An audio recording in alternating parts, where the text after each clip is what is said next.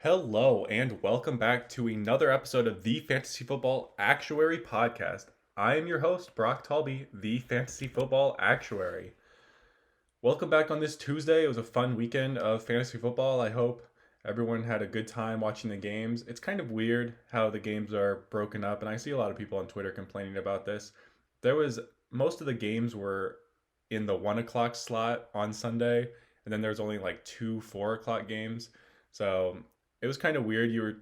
I think the whole country got the same game at 4 o'clock. It was Tampa Bay versus Green Bay, which turned into a rout. So you were stuck watching a stomp fest at the 4 o'clock game, but it was football nonetheless. So hopefully you had fun. Hopefully it was a good time, and hopefully your teams did well.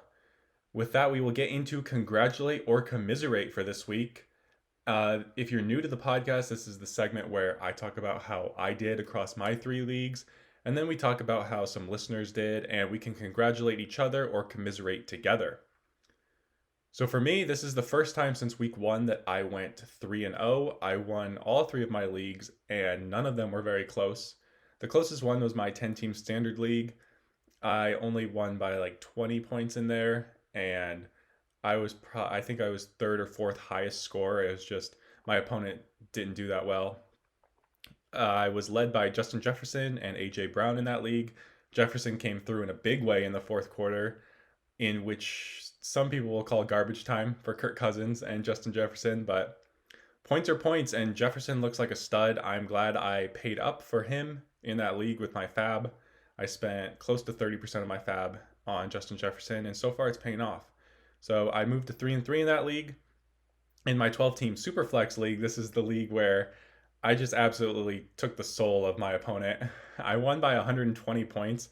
So it's a Superflex league, and he had Sam Darnold out with injury and Drew Brees on bye. So he was only able to play Drew Lock as his only quarterback. His Superflex he filled with Rex Burkhead, I believe, which did not pan out. So he only ended up scoring like 55 or 60 points total on the week, and I dropped 180 on him. So the average scoring in that league is generally around 120 to 130. 180 is really good. I had Derrick Henry and Justin Jefferson in that league. So between those two guys putting up over 70 for me, it was smooth sailing the rest of the way. And then my Dynasty League, I also won handily in that league. I played one of the lower ranked teams on the week, but I think I was 1 point out of top scorer for that week for that league. Ryan Tannehill is my quarterback. Like I said, I lost Dak. It's a 2 quarterback dynasty league, so I lost Dak, but I was able to play Kirk Cousins, who turned it around. He was at negative points for a long time. He turned it around though, and Ryan Tannehill just crushed it for me. And the rest of my team was able to do enough where those guys carried me through the week, and I was 1 point out of top scorer for that league. So felt really good about how I did. Instead of going to a lister, I'm going to share an anecdote about how one of the games in my own league went down, and I'm sure lots of people saw this. So the Monday Night Football game, the Cardinals are just crushing the Cowboys. It's over. It's been over since the first quarter. And in my 10-team standard league, we have two guys going in a close game. One has Amari Cooper and one has Kenyon Drake. They're both the second and third highest scorer on the week, so one of them's going to win and would have beat the rest of the league pretty handily, and the other's going to lose with a pretty good week. So Amari Cooper gets that touchdown in the fourth quarter, and the one guy goes up by 6 or 7 points. And the Kenyon Drake owner, who is our defending champion, he's won the league 3 times. He's on his way to 1-5 now. He logs out of the group chat and says he's done with fantasy football this season and that he'd see us next year. So he logs out of the group chat. We think it's over. All the Cardinals need is, I think it was 3rd and 4. So all they needed is 4 yards, and then Kyler can just kneel it out, and the game's over. Instead, Kenyon Drake breaks through the worst defensive set I've ever seen and gets a 69-yard touchdown run, which bumps him over 100 yards total. That's an extra point. We get 2 extra points for 50-yard or more um, touchdown rush or reception. So he gets 2 more points from that. He gets the 6 points from the touchdown. He gets all the yardage points. So essentially, Kenyon Drake gets 15 points from that one play in our league. And this guy comes back into the group chat 5 minutes later, proclaiming that he's back and that he's going to win the league. So it was pretty insane. It's a really crappy way to lose. If you win, I mean, it's a really lucky way to win. But that Kenyon Drake run, I'm sure, devastated a lot more owners than just the guy in our league. So if you were a victim to that, I am sorry. The guy in my league is commiserating with you. If you won on that play, another guy in my league is congratulating you and celebrating with you. So fantasy football is tough, man. Um, so we will get moving on to our high flying and nose diving section. If you're new, this is where I just talk about quarterback, running back, wide receiver, and tight end. I go through a high flying quarterback or a nose diving quarterback or whatever position I'm on. And I just discuss what I see the trends going forward looking like. So my high flying quarterback this week is Deshaun Watson. So it was a rough start to the season for Deshaun Watson. He was hovering right around a fringe top 10 quarterback coming into the week. He was ranked right around Gardner Minshew. Definitely not what people wanted or were hoping for when they drafted him as a top 4 quarterback in most leagues. But without Bill O'Brien, this offense has looked significantly better the last 2 weeks. And Watson stepped up and he's playing really well. And that's the reason why this offense is looking good. I don't know if it was a combination of the coaching change or the schedule lightening up a bit. They did start with the Ravens, Steelers, and Chiefs. Those were 3 of their first 4 games. So it was not an easy start for the Texans. And Deshaun Watson did not look good in those weeks, but I think it was going to be tough sledding in those matchups either way. Even if he had played well, I don't think he would have been delivering on the top 4 quarterback numbers that you drafted him for. But he was QB1 on this week, and I would feel confident playing him moving forward now that he's through that tough stretch of the league. So if you waited through the first 5 weeks for Watson, that you didn't get frustrated and try to trade him away, I think your patience is going to be rewarded going forward. I would play him as a top 5 quarterback in most formats with high confidence. So my nose diving quarterback is Matthew Stafford.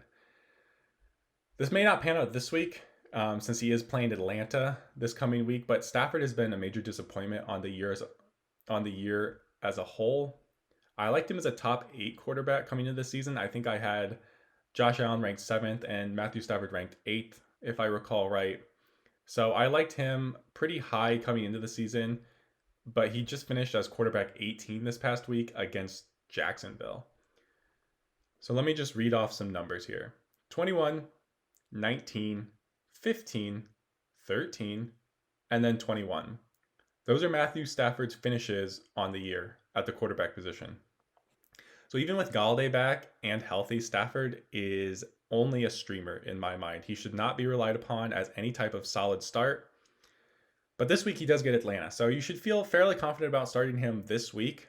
But for the rest of the season, he may finish outside the top 15. He may be around quarterback 20 on the rest of the season based on what we've seen through his first 5 games. It's not what you were hoping for. When he went out with injury last season, he was slinging it around. He had a ton of yards. He was a stud when he left, and that's what I was kind of projecting coming back into the season, but that has not panned out. So he is a decent streamer. Obviously, it's not even going to be that good. He was against Jacksonville and finished as QB 18 this past week, so he's a streamer in the right matchup, but even then, I don't think he's going to be any kind of superstar for your team.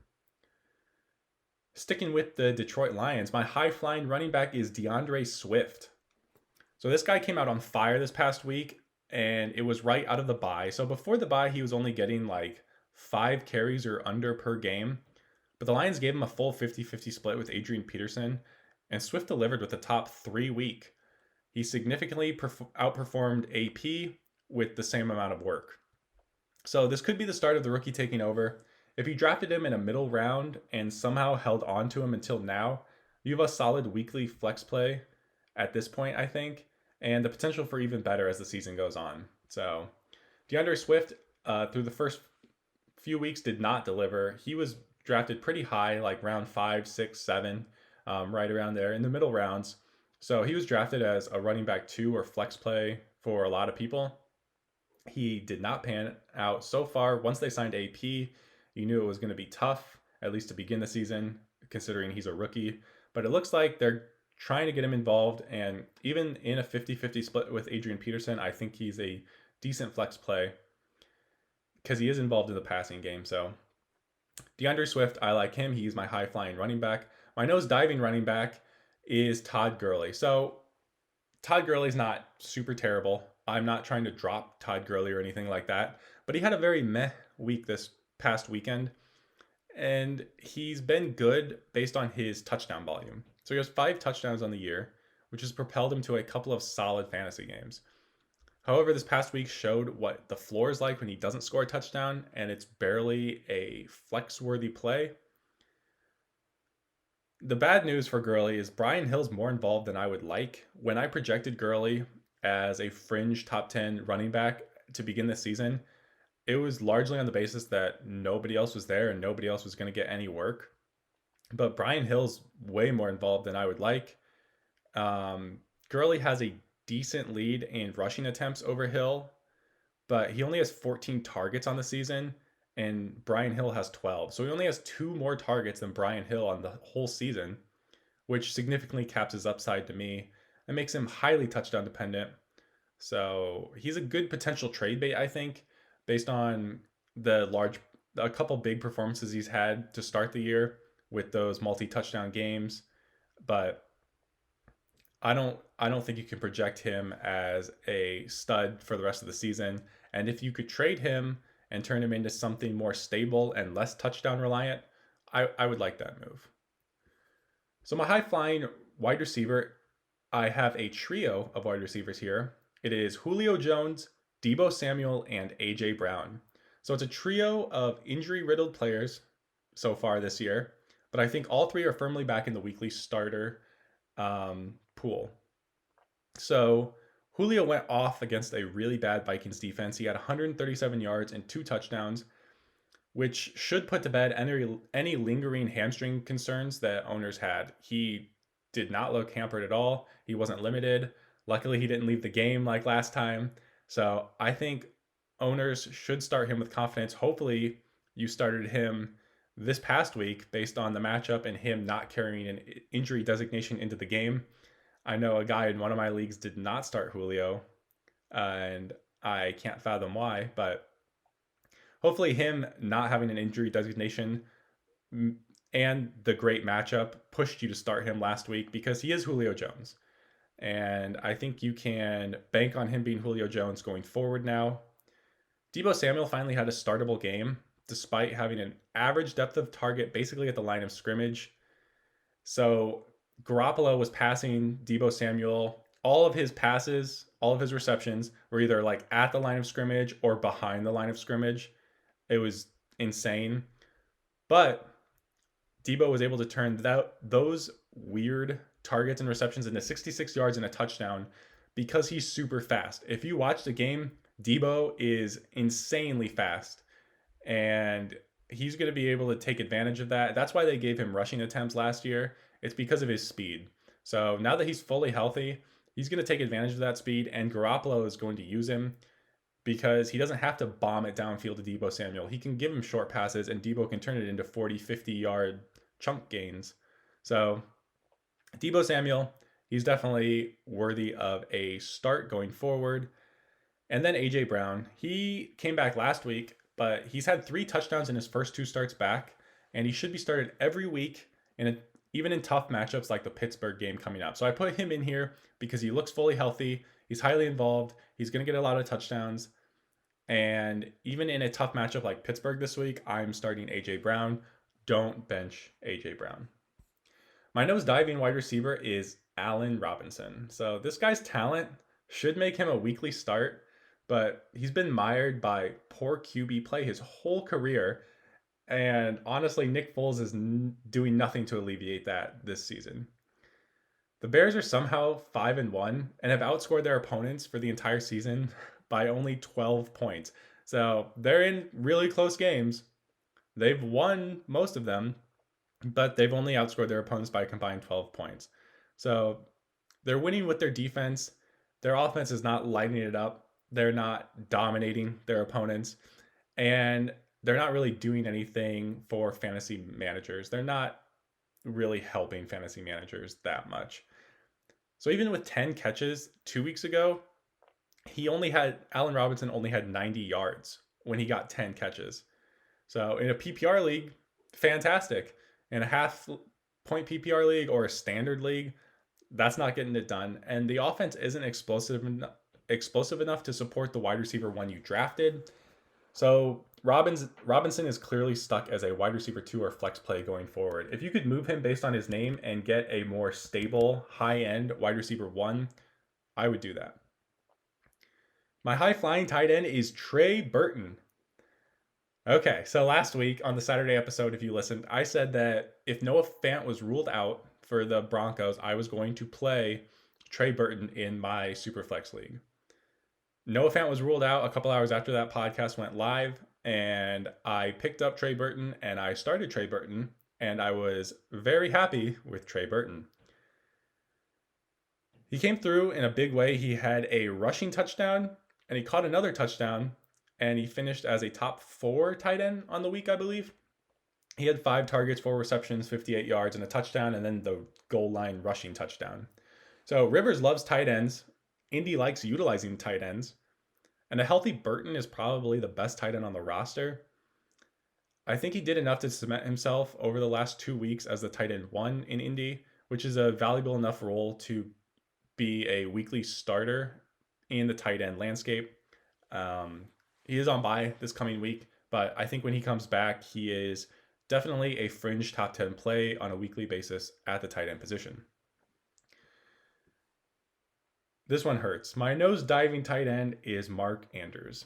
So he's been boom or bust based on touchdowns, and that's not really what you wanted to see this season. I'm an Andrews owner in 2 of my leagues, and I feel the frustration. It's been, like I said, very boom or bust. He has yet to hit 60 yards on the year in any game or top 6 receptions. The Baltimore offense as a whole is significantly less prolific than last season, and I think expectations need to be adjusted. If you could package Andrews with like a mid-tier running back or wide receiver and upgrade that position while swapping Andrews out for like a Noah Fant or Jonnu Smith, I'd definitely consider that. So last week, before Le'Veon signed with the Chiefs, I offered Andrews and Antonio Gibson for Clyde and Noah Fant. And I think that was a fair trade at the time. I probably wouldn't do it now that Le'Veon's coming in. Even though Clyde looked really good on Monday, I probably wouldn't do it now. But if you could do something like that and get a Noah Fant or Jonnu Smith where you might be taking a little bit of a hit at the tight end position, but you're probably going to be more consistent with Fant or Smith than you are Andrews. You just won't get those big multi-touchdown weeks that Andrews can give you, like he's done twice this season already. He's had 2 games where he had 2 touchdowns, and those are the 2 weeks that you've been really happy with Mark Andrews. Outside of that, you haven't been super happy with Mark Andrews. He hasn't been distancing himself from the tight end pack like Travis Kelce and George Kittle have been doing. So that's why he is my nosediving tight end this week. We will move on to the next Tuesday episode segment, Straight Fire from the Waiver Wire. So I'm going to go through running back, wide receiver, and tight end, give you some of my favorite pickups for the week, and then I will, at the end, mention some streaming options for quarterback. So running back is pretty sparse this week. I'm not a huge fan of any of the widely owned running backs. So my top target at running back would be DeAndre Swift if he is available. Checking this morning, he's 80% owned in ESPN and he's 75% owned in Yahoo. So chances are he's not available in your league. I just want to mention him. He did get picked up Sunday before the games by someone in my 10 team standard league. So he was available in my league at least last week. He obviously the guy's not going to drop him this week, so he's not available for me. He might be available for you. The Lions look ready to give the rookie or get the rookie much more involved, and he showed how explosive he can be with a good amount of touches this past week. Um, yeah, he's involved in the passing game. He looks a lot more explosive than Adrian Peterson. So if they keep splitting time, I would expect Swift to keep creeping up and get more of a majority of the work. If he's available, I would spend like 20 to 25% of my fab on him. Uh, Good running backs are hard to find, obviously evidenced by the names I'm going to bring up in a second. And if Swift is available in your league, I would go hard on him. These other running backs to consider are not inspiring and none of them excite me, but I will mention them here. Boston Scott. So Miles Sanders is going to have an MRI. I have not heard the result of his MRI, but he's definitely expected to miss Thursday due to the short week. And he could miss more than that. I know Miles Sanders missed the first week, and Boston Scott was a big pickup then, and he did absolutely nothing. He didn't really do anything with his several touches in this past week, but it was against the Ravens. They were in comeback mode, so Wentz was throwing. I don't know. Boston Scott doesn't excite me, but he will be a starting running back if Miles Sanders is out. Gus Edwards, another running back that could get more play because of injury. Mark Ingram left with like an ankle injury for a while in the Ravens game. It's still probably going to be split. Even if Ingram misses, Gus Edwards and J.K. Dobbins are going to split. Edwards has been the most efficient runner on the season, probably, with the opportunities he's gotten, but who knows how many opportunities he's even going to get, or if Mark Ingram is even going to miss any time. J.D. McKissick is the last name I'll mention here, and this is strictly for PPR leagues. He and Antonio Gibson seem to be splitting time pretty evenly. And actually, McKissick was more efficient this past week. He is really involved in the passing game. So, any kind of PPR, he gives you a solid floor 40 rushing yards a game, 6 or 7 catches a game. So, it's a solid floor in any kind of PPR, half PPR format. In a standard league, he's not really inspiring anything in you, but if it's an even split between him and Antonio Gibson, he could be putting up. This past week, him and Gibson were right in line with each other, but I think Gibson's still the more explosive back. He probably has a little bit more touchdown upside. They have used him at the goal line. So, yeah, McKissick's out there. He's widely available for sure if you're really desperate. My top wide receiver to grab is Tim Patrick. So he came off the impromptu week 5 bye due to COVID, and he dropped his second consecutive 100-yard game. He looks to be the primary target in Denver now, and Drew Lock is back, so he has a lot less risk than he did with their backup QBs playing. So for Tim Patrick, I would spend about 8 to 10% of my fab on him if I needed a good starting option, and he's already passed his bye, so that's another plus. If you need a starting option, up to 10% is totally fine on Tim Patrick. Like I said, back-to-back 100-yard games. Obviously, it's not just a one-week fluke, and I think he's going to be the top target in Denver. Other wide receivers to consider, Mike Williams was really good before the bye, and he might still be available because of the off week, so I would check that out. Travis Fulgham was good again this past week, but Djax and Alshon are slated to come back soon, so how many more weeks of useful Travis Fulgham you're going to get is up in the air. And then T. Higgins had a good week. He went for over 100 yards for the first time in his career, and he's only 55% rostered in ESPN. I wouldn't spend any more than 5% on any of these guys. Maybe throw in like $1 or $2 bids if you need one of them. Higgins would probably be my favorite out of the group, and then Mike Williams. So I don't think you're going to have to bid heavily on these guys at all, and I would not. My top tight end is Trey Burton. So he's on his bye this coming week.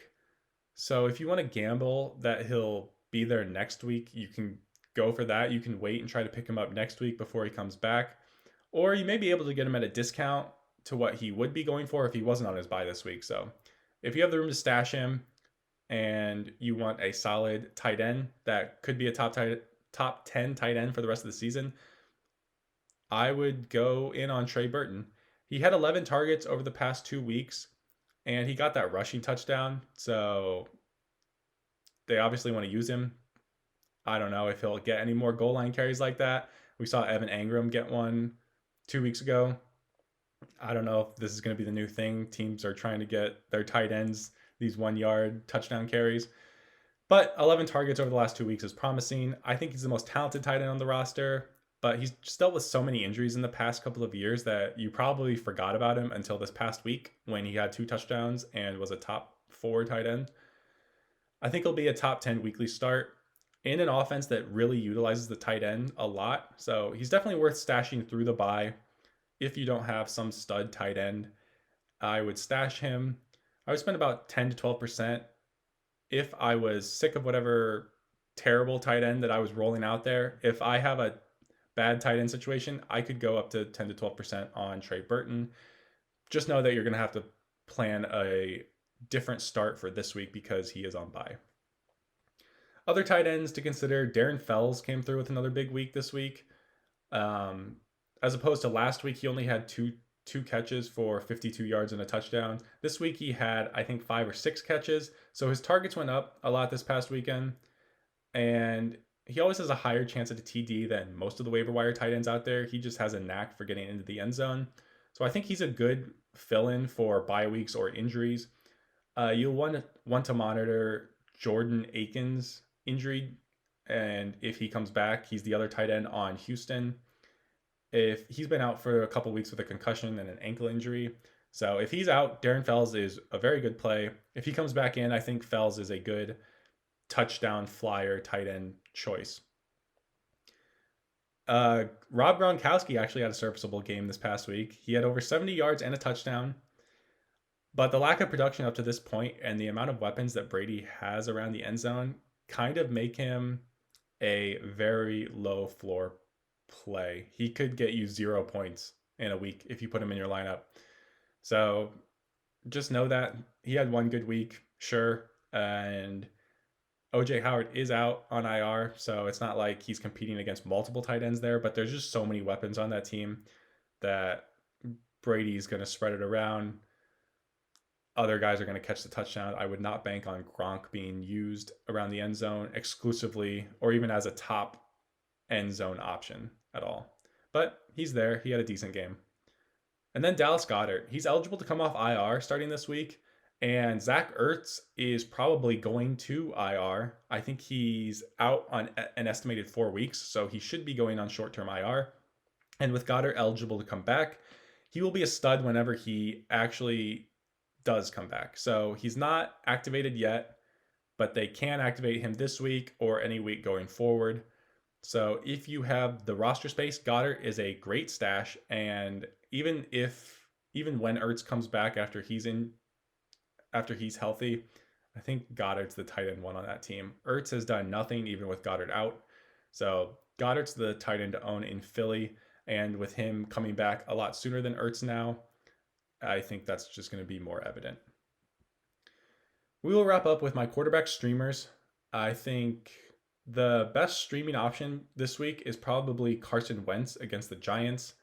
He looked somewhat decent against Baltimore. I'm not really ready to get on the Carson Wentz bandwagon at all. It was one decent game. He's looked really bad the rest of the season. So you're going to have to do more to impress me. But you're playing the New York Giants. So Carson Wentz, solid streaming option if you need bye week help. Justin Herbert, he gets Jacksonville. So if he's still available in your league, he's a very good play. He might not be available in your league. I know a lot of people were getting super hyped about Justin Herbert. But if he's there, he does play Jacksonville this week. He's coming off the bye, so he might have been dropped. Just check if you need a streamer if Justin Herbert is there. And then Andy Dalton is playing against Washington. So if you're really brave or super desperate, the Red Rifle is there, and he has a good matchup. So that will wrap up the Tuesday episode. Be sure to check out the website for the Week 7 rankings on Thursday. Those will be posted, and they will be updated all the way through until the Sunday kickoffs. The website is thefantasyfootballactuary.com, and I do rankings for various formats. I have flex rankings, defense, everything up there, and that's all for free. If you want to watch a video version of this podcast, you can find the YouTube channel, The Fantasy Football Actuary. And if you'd like to follow me on Twitter or Instagram, the handle is at the FF Actuary. So with that, we will close this Tuesday episode. Thanks for listening. Enjoy Thursday Night Football, and I will see you on Saturday. Until then, keep crunching those numbers.